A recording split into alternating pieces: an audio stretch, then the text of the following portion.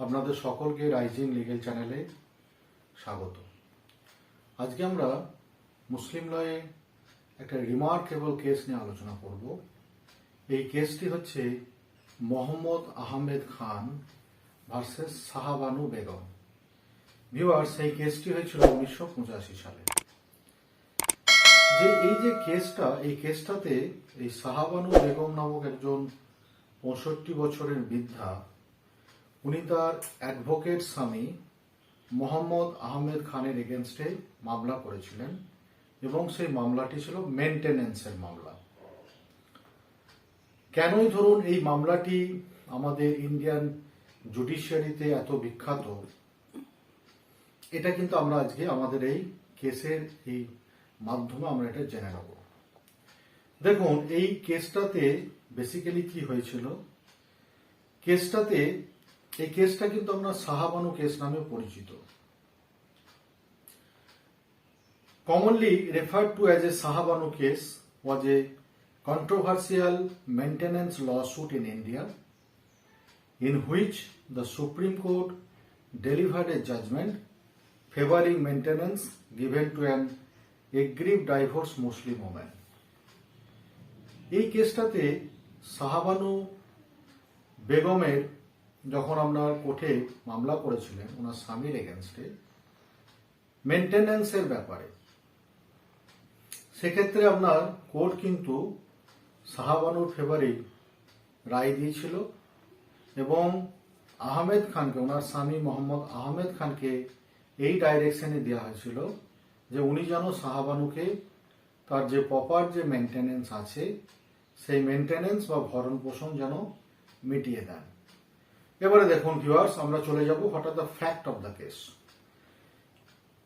ফ্যাক্টটা হচ্ছে ঠিক এরকম যে 1932 সালে এই শাহবানু বেগমের সাথে মোহাম্মদ আহমেদ খানের বিবাহ হয়েছিল এবং ওনাদের এই বিবাহের পরিণতি হিসেবে 5 জন আপনার সন্তানের জন্ম লাভ হয়। মোহাম্মদ আহমেদ খান উনি কিন্তু ইন্দোর কোর্টের একজন ফেমাস অ্যাডভোকেটও ছিলেন। এবারে কি হলো না, তাদের বিয়ের ঠিক 14 বছর পরে 1946 সালে শাহবানুর হাজবেন্ড মোহাম্মদ আহমেদ খান আবার একটা পুনরায় বিবাহ করেন ওনার থেকে অনেকটা কম বয়স্ক একটা মহিলার সাথে। এবারে ঠিক 1975 সালে যখন শাহবানুর আপনার 62 বছর বয়স ছিল, তখন এই মোহাম্মদ আহমেদ খান শাহবানু বেগমকে, অর্থাৎ তার প্রথম স্ত্রীকে, তার বাড়ি থেকে বিতাড়িত করেন 5টা সন্তান সমেত। এবারে কি হলো দেখুন যে 1975 সালে শাহবানুকে তারই হাজবেন্ড মোহাম্মদ আহমেদ খান বাড়ি থেকে বিতাড়িত করলেন। এরই পরিপ্রেক্ষিতে 1978 সালে শাহবানু বেগম উনি ইন্দোর জুডিশিয়াল কোর্টে 125 CRPCর একটা ভরণ পোষণের মামলা করেন। এবারে প্রশ্নটা হচ্ছে যে 1975 সালে তো ধরুন মোহাম্মদ আহমেদ খান শাহবানুকে ওনার বাড়ি থেকে বিতাড়িত করলেন, কিন্তু কেন শাহবানু বেগম 1978 সালে ইন্দোরের ম্যাজিস্ট্রেট কোর্টে এসে উনি মেনটেন্যান্সের মামলাটা করলেন? কেন এই 3 বছর ডিলে? না দেখুন, এখানে একটা প্রশ্ন হচ্ছে, এখানে একটা বিষয় হচ্ছে যে যখন ধরুন আপনার এই 1975 সালে মোহাম্মদ আহমেদ খান শাহবানুকে তার 5 সন্তান সমেত বিতাড়িত করেন তার বাড়ি থেকে, তখন তিনি তাকে একটা প্রতিশ্রুতি দিয়েছিলেন যে প্রত্যেক মাসে উনি 200 টাকা করে তাকে দেবেন এবং সেই প্রতিশ্রুতি মতো মোহাম্মদ আহমেদ খান কিন্তু শাহবানু বেগমকে 200 টাকা করে দিতেন। কিন্তু হঠাৎ করে 1978 সালে এই টাকাটা বন্ধ করে দেওয়ার ফলে শাহবানুর পক্ষে তার নিজেকে এবং তার 5টা সন্তানকে মেনটেন করা একটা ডিফিকাল্ট হয়ে যায়। এরই পার্সপেক্টিভে ভিউয়ার্স, শাহবানু বেগম ইন্দোর ম্যাজিস্ট্রেট কোর্টে এসে 1978 সালে তার স্বামীর এগেনস্টে মেনটেন্যান্সের এই মামলাটা উনি ফাইল করেন। এরপরে দেখুন কি হলো না, in November 1978 Ahmed Khan gave her divorce to his wife Sahabanu by articulating or uttering triple talaq that means তালাক তালাক তালাক, অর্থাৎ আমি তোমাকে তালাক দিলাম। এটা 3 বার উচ্চারণ করে এটাকে অ্যাকচুয়ালি বিয়েটাকে উনি অ্যাকচুয়ালি ভেঙে দেন। কত সালে ভিউয়ার্স? না 1978 সালে 22 আপনার নভেম্বর কিন্তু এই ঘটনাটা আপনার ঘটে। এরপরে দেখুন কি হলো না, এরপরে Mohammad Ahmed Khan after pronounce irrevocable triple talaq, he took a safeguard that since because of this divorce she has been terminated to her legal wife and due to which he has not accountable to furnish her with maintenance or alimony. অর্থাৎ আহমেদ খান ওনার স্ত্রীকে triple তালাক দেওয়ার পরে উনি বলেন যে যেহেতু এটা ইররেভোকেবল হয়ে গেছে, সেই হিসেবে তার ওয়াইফের আর কোনো এখতিয়ার নেই বা তার কোনো রেসপন্সিবিলিটি নেই যে তিনি তার ওয়াইফকে ফার্দার কোনো মেনটেন্যান্স দেবেন বা কোনো রকম তাকে অ্যালিমনি তাকে দেবেন। বাট দ্য লোকাল কোর্ট, কিন্তু এরই পার্সপেক্টিভে লোকাল কোর্ট কিন্তু মোহাম্মদ আহমেদ খানকে 25 টাকা পার মান্থ এই বেসিসে শাহবানুকে মেনটেন্যান্সের অর্ডার দিয়েছিলেন। কারণ হচ্ছে যে শাহবানুর সেই সময় এমন কোনো সামর্থ্য ছিল না বা উনি এমন কোনো চাকরি করতেন না বা অন্য কোনো কাজও করতেন না যাতে করে উনি নিজেকে এবং ওনার 5টা সন্তানকে উনি মেনটেন্যান্স করতে পারেন। এরপরে কি হলো দেখুন না, এই যে 25 টাকা, যদি আপনাদের কাছে শুনে মনে হতে পারে যে এত কম টাকা মেনটেন্যান্সের অর্ডার হয়েছে, কিন্তু 80-র দশকে ধরুন ভিউয়ার্স 25 টাকা কিন্তু তখন কিন্তু অনেকটাই। তা সত্ত্বেও এই যে টাকার যে পরিমাণটা ছিল 25 রুপিস পার মান্থ, এটা কিন্তু আপনার শাহবানুর পক্ষে কিন্তু যথেষ্ট ছিল না। এর ফলে শাহবানু কি করলো না, অন 1 জুলাই 1980-তে on a revisional application by Shahbanu, the High Court of Madhya Pradesh enhanced the amount of maintenance of rupees 179.20 per month.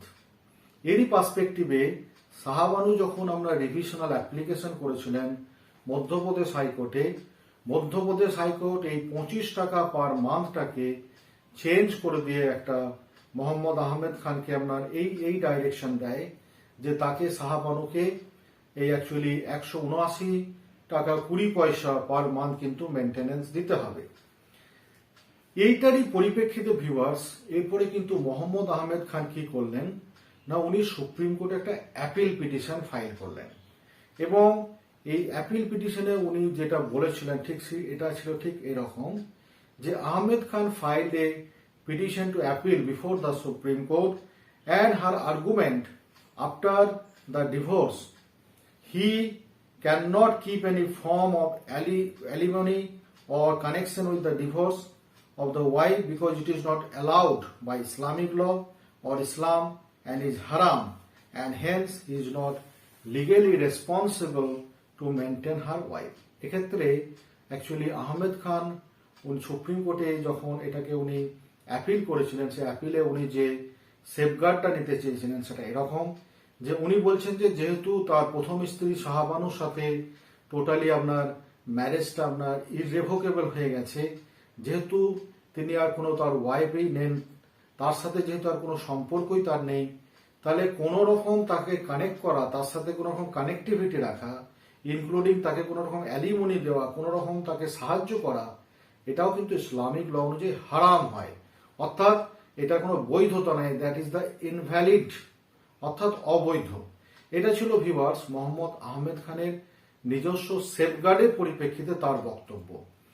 এরপরে দেখুন এখানে যে ইস্যুগুলো অ্যাকচুয়ালি উঠে এসেছিল, যেটা আহমেদ খান সুপ্রিম কোর্টে তুলে ধরেছিলেন, এগুলো হচ্ছে 1 নম্বর, whether sections 125 CRPC is concerned with Muslims or not, অর্থাৎ সেকশনস 125 CRPC এটা কি সার্বজনীন এবং ভারতবর্ষের সমস্ত মুসলিমদের ক্ষেত্রে কি এটা প্রযোজ্য, বা ভারতবর্ষের অন্যান্য রিলিজিয়নদের মতো মুসলিমরাও কি এর আওতায় আসবে?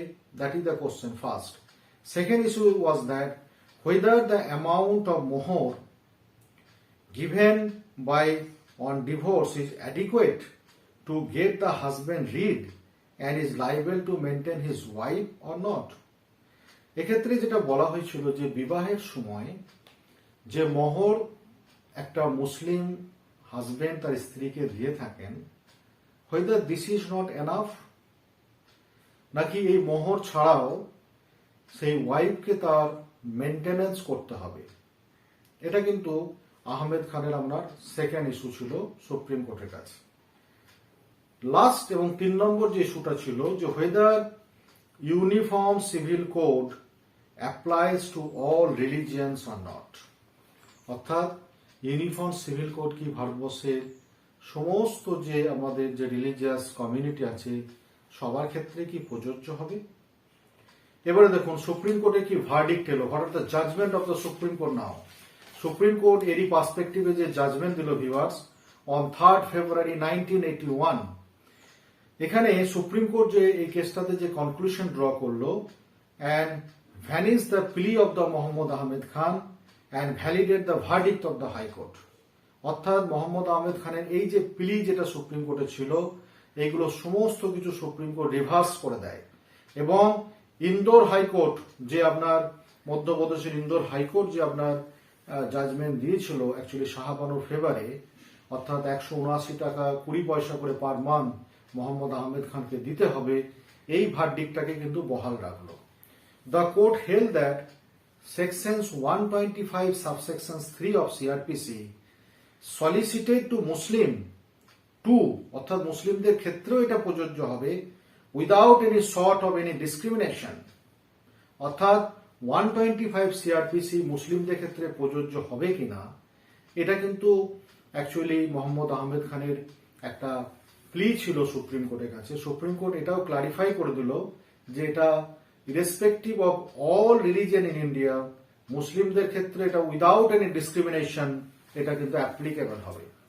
নেক্সট যে জায়গাটা ভিউয়ার্স এক্ষেত্রে এলো, Supreme Court concluded that there is no conflict between the provision of section 125 CRPC and those of the Muslim personal law on the question of the Muslim husband obligation to provide maintenance for a divorced wife who is unable to maintain herself.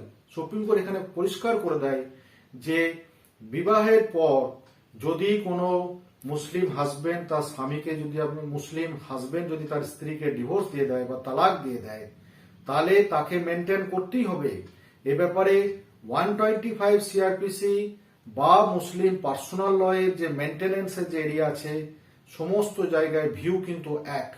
There is no scope of escaping to maintain their wife after divorce.